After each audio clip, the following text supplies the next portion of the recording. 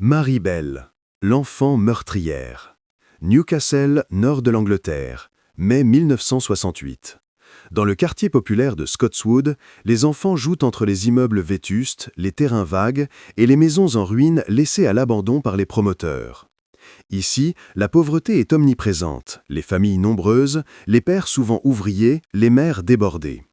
C'est un environnement où les enfants passent le plus clair de leur temps dehors, livrés à eux-mêmes, courant entre les chantiers et les ruelles. C'est dans ce décor que va se dérouler un drame qui marquera à jamais la mémoire collective. Le 25 mai 1968, un petit garçon de 3 ans, Martin Brown, disparaît. On retrouve son corps dans une maison abandonnée. L'enfant gît sans vie, mais rien, à première vue, ne laisse deviner un crime. Pas de traces évidentes de violence. Les policiers concluent rapidement à un accident, un malaise, une chute. Le dossier aurait pu s'arrêter là, mais dans le quartier, l'inquiétude monte. Car dès les jours qui suivent, des rumeurs étranges circulent. Des enfants affirment que 2 fillettes s'en vantent. Elles disent savoir ce qui est arrivé, elles vont même jusqu'à écrire sur les murs de l'école des phrases qui ressemblent à des aveux. Sur un cahier, on peut lire « We killed Martin Brown ». Est-ce une mauvaise blague d'écolier ou le signe avant-coureur d'un drame plus grave ? L'histoire aurait pu rester floue, mais quelques semaines plus tard, tout bascule. Le 31 juillet, un autre enfant, Brian Howe, 4 ans, disparaît à son tour. Cette fois, les recherches sont intenses et rapides. Son corps est découvert dans un terrain vague. Les policiers n'ont plus de doute, l'enfant a été étranglé. Sur sa peau, ils remarquent des blessures superficielles, des entailles infligées après sa mort, comme une macabre signature. Ce crime n'est pas le fruit du hasard ni d'un accident. Quelqu'un a tué délibérément ce petit garçon. Très vite, les regards se tournent vers Marie Bell, 11 ans, et Norma, sa camarade âgée de 13 ans.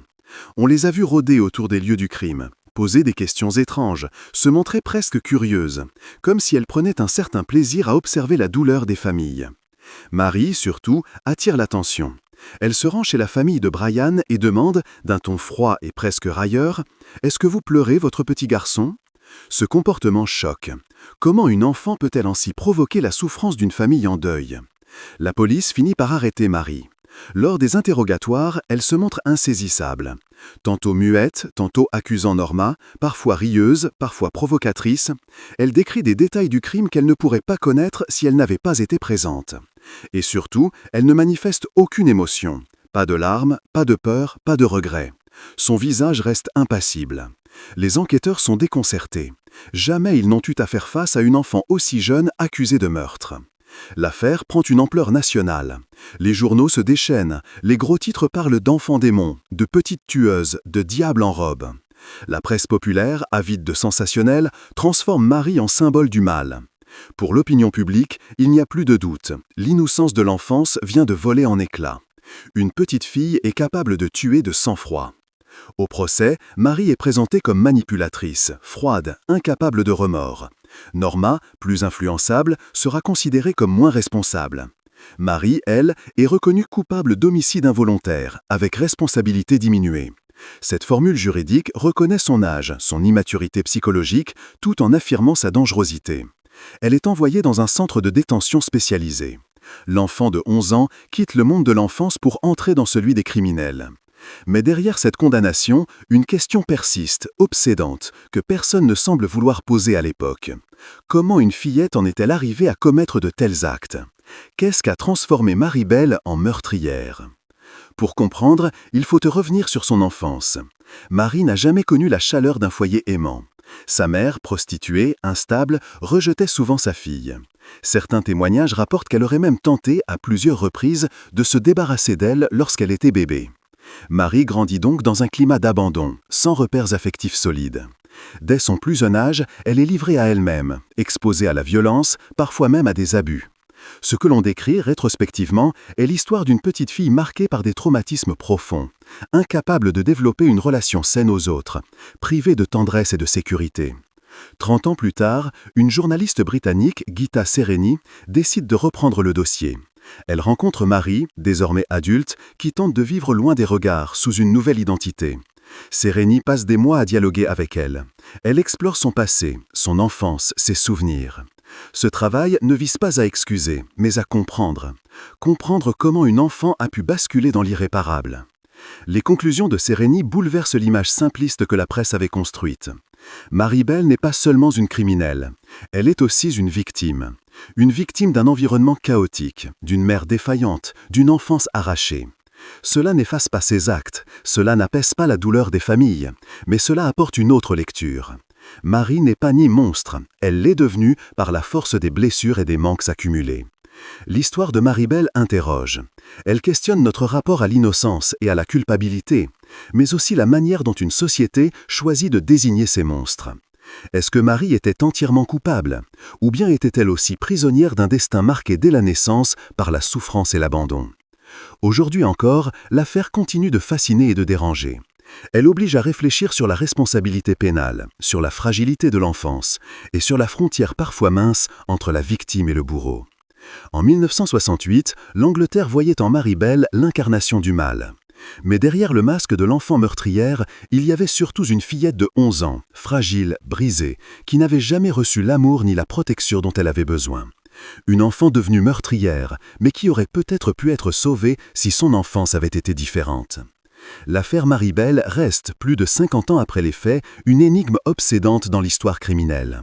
Car ce qu'elle révèle dépasse largement le simple cadre d'un fait divers. Elle met en lumière une contradiction insupportable pour toute société, celle d'une enfance qui, au lieu d'incarner l'innocence, porte en elle la mort. En 1968, l'Angleterre a choisi une lecture simple, presque rassurante. Marie-Belle est un monstre. Cette vision permettait de fermer le dossier, de tourner la page, de maintenir l'idée que l'enfance demeure un sanctuaire préservé. Mais en réduisant Marie à une créature maléfique, on évitait surtout de se poser la question du pourquoi. Pourquoi une petite fille de 11 ans, au lieu de jouer avec des poupées, a-t-elle étranglé 2 enfants plus jeunes qu'elle? 30 ans plus tard, le travail de Gita Sereny a rouvert cette interrogation. Il a montré que derrière la figure médiatique de l'enfant dément se cachait une fillette blessée, née dans un environnement de misère affective et de violence. Marie-Belle n'était pas seulement une criminelle précoce, elle était aussi le produit d'un monde qui l'avait abandonnée avant même qu'elle puisse se construire. Cette conclusion dérange, car elle brouille les frontières. Elle nous oblige à considérer qu'une coupable peut aussi une victime, qu'un bourreau peut être, à son tour, une enfant martyrisée par la vie. Elle ne nie pas la souffrance des familles de Martin Brown et de Brian Howe. Elle n'efface pas les crimes, mais elle invite à réfléchir sur la responsabilité, sur la justice et ce que nous faisons des enfants qui échappent aux codes habituels de l'innocence. Marie-Belle a purgé sa peine. Elle a tenté par la suite de vivre dans l'anonymat, sous une nouvelle identité, loin des projecteurs. Mais le poids de son passé ne l'a jamais quittée. Chaque révélation dans la presse, chaque nouvelle intrusion dans sa vie privée rappelait au monde ce nom devenu symbole d'horreur. Marie-Belle est restée prisonnière de son histoire. Et peut-être est-ce là l'enseignement le plus sombre de cette affaire, l'impossibilité de rédemption. Car dans l'imaginaire collectif, l'enfant meurtrière reste éternelle. Elle incarne ce que nous redoutons le plus, la perte d'innocence absolue. Aujourd'hui, l'histoire de Marie-Belle continue de résonner. Elle interroge les psychiatres, les magistrats, les éducateurs. Elle invite à réfléchir à la prévention, à l'accompagnement des enfants en danger, à la nécessité de briser les cycles de violence. Car derrière Marie, il y a aussi toutes ces enfances cabossées, invisibles, que la société préfère ignorer jusqu'au jour où l'irréparable se produit. En mai 1968, l'Angleterre croyait découvrir un monstre. Elle avait en réalité devant elle une tragédie humaine. L'histoire d'une petite fille privée d'amour, devenue meurtrière à 11 ans et qui depuis n'a jamais pu se défaire de ce destin qui l'a marquée au fer rouge.